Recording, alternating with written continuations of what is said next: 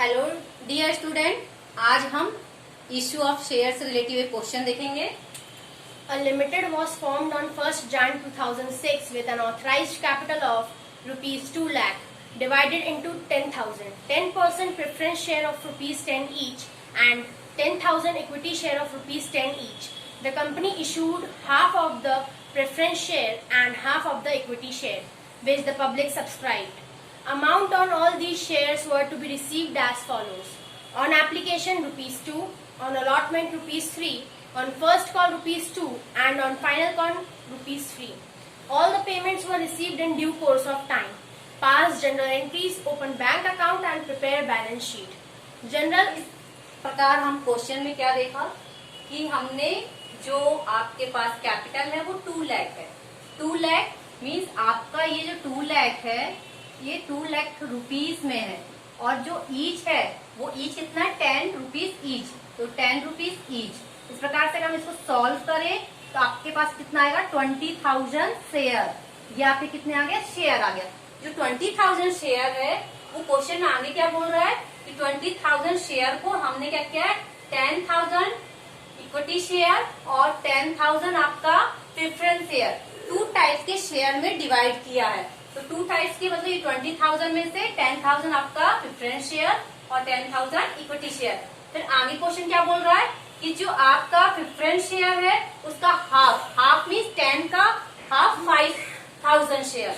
फिर equity share जो है इक्विटी शेयर भी आपका हाफ मतलब 10 का 5,000 मीन्स इसका आपने क्या किया 10,000 प्रेफरेंस में और 10,000 इक्विटी में डिवाइड किया। फिर इसका क्या बोला उसने हाफ बोला। हाफ मीन्स 5,000 आपका प्रेफरेंस शेयर में और हाफ आपका इक्विटी शेयर में। इस प्रकार से आप कितने हुए 5,000 हाफ प्रेफरेंस शेयर और 5,000 हाफ कितना हो गया आपका इक्विटी शेयर। तो सबसे पहले जो हमारी एंट्री बनती है वो रिसीव्ड की बनती है, क्योंकि हम जो जनरल एंट्री बनाते हैं वो कंपनी अपनी जानकारी के लिए बनाता है। तो उसने कितना पैसा मार्केट से रिसीव्ड किया, इसके लिए एंट्री क्या करेगा bank account debit to 10% preference share application account to equity share application account. अगर हम चाहें तो इस क्वेश्चन को सेपरेट भी बना सकते हैं। आपकी 2 जनरल एंट्री बनेगी, जहां हम जनरल ऑफ ए लिमिटेड लिखे हैं यहाँ पे हम क्या लिख देंगे ए लिमिटेड का क्या है प्रेफरेंस शेयर, तो प्रेफरेंस शेयर में ही हम ये पूरा एंट्री लिखेंगे, लेकिन यहाँ इक्विटी शेयर इंक्लूड नहीं करेंगे क्योंकि सेपरेट करना है। और जब नेक्स्ट एंट्री जो बनाएंगे वहां पे हम क्या लिखेंगे आपका इक्विटी शेयर लिखेंगे और इक्विटी शेयर की हम जनरल एंट्री बना लेंगे। बट हम इसमें क्या टाइम वेस्ट है क्योंकि आपको कॉलम बनाने पड़ेंगे 2 टाइम्स, फिर जनरल एंट्री भी 2 टाइम्स लिखना पड़ेगा, तो इसमें आपका टाइम क्या होगा वेस्ट होगा। तो उस टाइम को सेव करने के लिए हम क्या किए दोनों को इंक्लूड कर दिए। तो इंक्लूड किस प्रकार से करेंगे, आपको पता है कि बैंक अकाउंट दोनों के लिए कॉमन है, तो बैंक अकाउंट हमारा डेबिट हो गया। अब यहाँ पे जो प्रेफरेंस शेयर है वो हाफ बोला था, हाफ मीन्स 5,000 पे एप्लीकेशन का अमाउंट कितना है हमारे पास 2 रुपीज, तो यहाँ पे हमने 2 का इंटू किया तो कितना आ गया 10,000।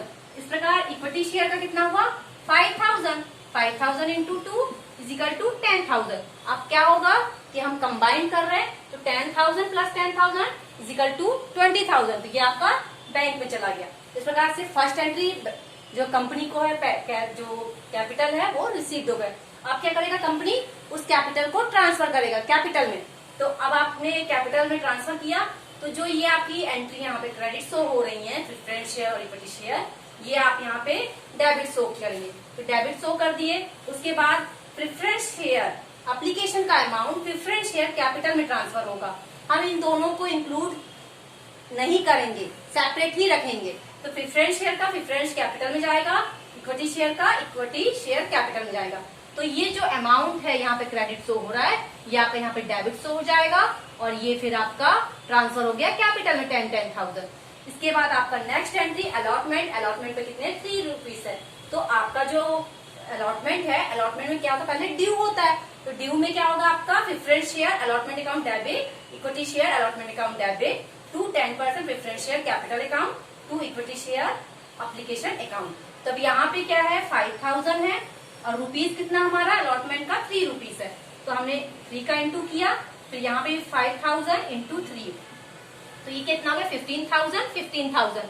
अब हम इसको क्या करेंगे ड्यू है तो ड्यू में हम क्या करेंगे आपका कैपिटल में आ गया तो कैपिटल में भी क्या होगा, 15,000 का 15,000 आपका कैपिटल में चला गया, प्रेफरेंस शेयर का और इक्विटी शेयर का आपका इक्विटी कैपिटल में ट्रांसफर हो गया। इस प्रकार से आपका ड्यू कंप्लीट हो गया। अब हम रिसीव्ड करेंगे, तो रिसीव्ड में क्या होगा, bank account debit to 10% preference share allotment account to equity share allotment account. Means यहाँ पे जो डेबिट हुए हैं वो यहाँ क्रेडिट शो हो जाएगा। तो आपका यहाँ 15,000 प्रेफरेंस शेयर और 15,000 इक्विटी शेयर, ये आपका यहाँ क्रेडिट शो हुआ। अब क्योंकि बैंक में जाता है, बैंक में क्या होता है आपका इंक्लूड होके जाता है, तो 15,000 plus 15,000 is equal to 30,000। Bank में 30,000 आ गया। अब हमारे पास ये अलॉटमेंट की 2 एंट्री कंप्लीट हो गई। अब हमारे पास आगे अगला क्या है, फर्स्ट कॉल। तो फर्स्ट कॉल की भी 2 एंट्री बनेगी। तो फर्स्ट कॉल की पहले ड्यू बनेगी फिर रिसिप्ट बनेगी। ध्यान रखिएगा इस क्वेश्चन में जो फर्स्ट एंट्री एप्लीकेशन का होता है वो कंपनी पहले रिसीव्ड की बनाता है फिर ट्रांसफर की बनाता है। उसके बाद अलॉटमेंट से आपका पहले ड्यू होता है फिर रिसिप्ट होता है। फर्स्ट कॉल का भी ड्यू फिर रिसिप्ट, मतलब इसके आगे जो भी एंट्रियां बनेंगी वो ड्यू और रिसिप्ट के अकॉर्डिंग बनेंगी। तो यहाँ पे फर्स्ट कॉल आ गया आपका। तो फर्स्ट कॉल में पहले ड्यू आता है, तो 10% preference share first call account debit equity share first call account debit to 10% preference share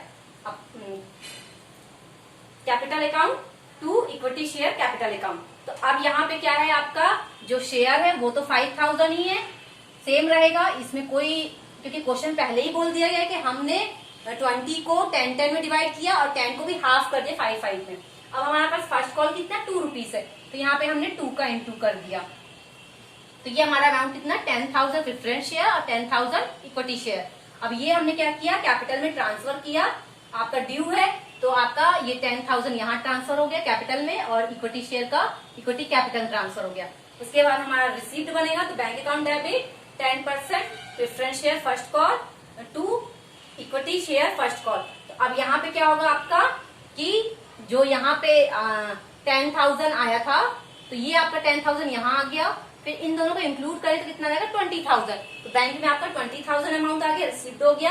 अब नेक्स्ट क्या होगा, फाइनल कॉल। तो फाइनल कॉल कितना 3 रुपीज है, तो हम यहाँ पे फाइनल कॉल भी ड्यू और रिसीप्ट बनाएंगे। क्या फर्स्ट टाइम ही ऐसा है कि रिसीप्ट और ट्रांसफर होता है, बाकी जितनी भी एंट्रियां होंगी पहले ड्यू आएगा फिर रिसीप्ट आएगा। तो हमारा क्या होगा 10% preference share final call account debit equity share final call account debit to 10% preference share capital account to equity share capital account. तो यहाँ पे भी आपका क्या है 5,000 इंटू फाइनल कॉल का रुपीज कितना है 3, तो आपने 3 से इंटू किया।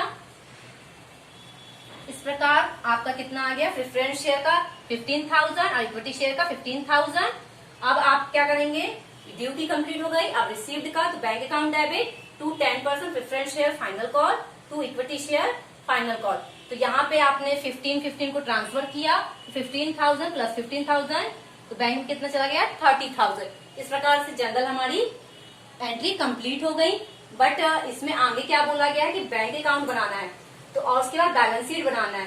तो हम ये देखेंगे क्योंकि हमें मालूम है कि जो हम लेजर बनाते हैं तो लेजर में 8 कॉलम होते हैं, तो आप लेजर के 8 कॉलम बना लेंगे। अब लेजर का रूल क्या कहता है, सबसे पहले यहाँ देख लीजिए। जैसे मान लीजिए हम बैंक अकाउंट बना रहे हैं, तो हमने जो जनरल एंट्री बनाई है उसमें ये देखिए कि बैंक कहाँ कहाँ आ रहा है। तो आपकी फर्स्ट एंट्री में ये बैंक आया, फिर उसके बाद आपके सेकंड में आपका ये बैंक है, फिर थर्ड में ये बैंक है और फोर्थ में ये बैंक है।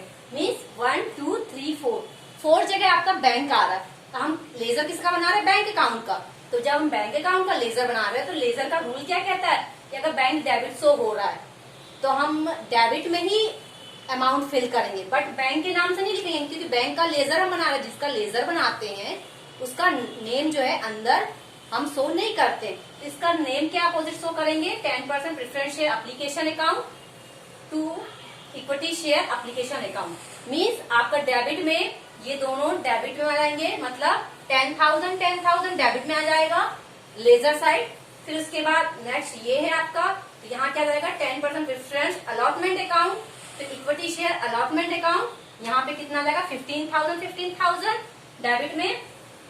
फिर नेक्स्ट आपका है 10% preference share first call, 10% equity share first call. तो ये आपका 10,000 ये भी डेबिट में आ जाएगा। फिर इसके बाद आपका नेक्स्ट है 10% preference share final call to equity share final call, ये भी आपका 15,000 डेबिट में आ जाएगा। क्योंकि जहां जहां बैंक है डेबिट में है तो हम डेबिट में ही शो करेंगे, बट नेम क्या करेंगे, अपोजिट लेंगे। तो अपोजिट ये नेम हम वहां पे लिखेंगे और हमारा बैंक अकाउंट कंप्लीट हो जाएगा। इस प्रकार हम लेजर बनाएंगे। अभी हम को लेजर ही बना के हम आपको बता रहे हैं।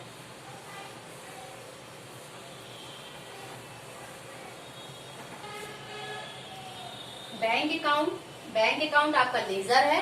लेजर में 8 कॉलम होते हैं। आप कॉपी में प्रॉपर 8 कॉलम बनाइए, बट यहाँ स्पेस कम होने की वजह से हमने क्या किया, यहाँ पे 4 कॉलम बनाए कि जिसमें एंट्री हम फिल कर रहे हैं केवल वो कॉलम हम यहाँ पे शो कर रहे हैं।